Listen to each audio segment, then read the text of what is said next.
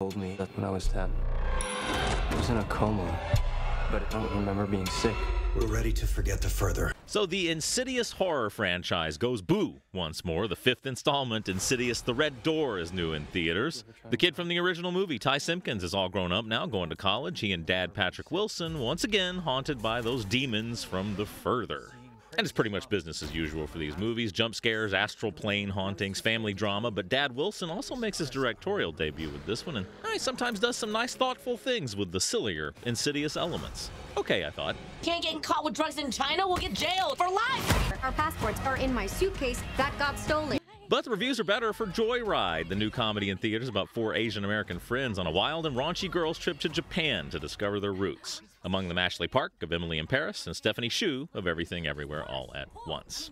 Now they're joined new in very select theaters by The Lesson. This isn't about the writing.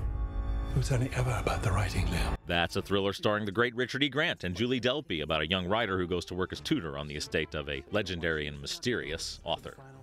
Oh, and hey, next week's big movie, Tom Cruise's new Mission Impossible sequel, actually is going to start playing as early as Monday and Tuesday, so you want to check those listings. I want you all to know that I'm grateful to fight beside my friends.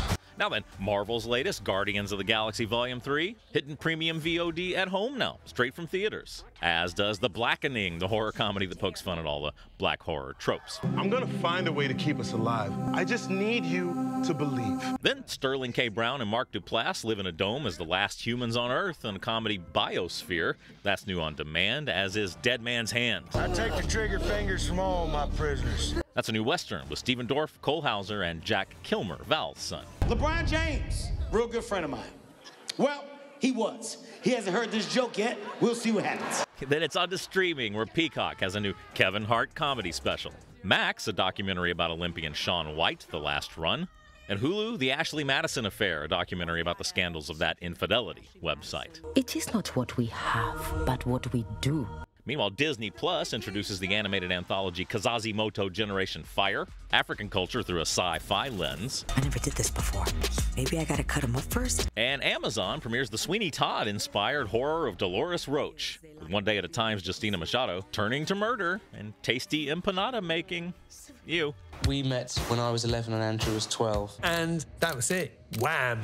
And finally, over on Netflix, you got Wham!, a new documentary about that 80s pop duo. Also new episodes of their Lincoln Lawyer series, the Adam Driver vs. Dinosaurs movie 65, and the comedy The Outlaws, a new movie with Adam Devine as a bank manager who teams up with his bank robbing future in-laws, Ellen Barkin and Pierce Brosnan. Do I look cool?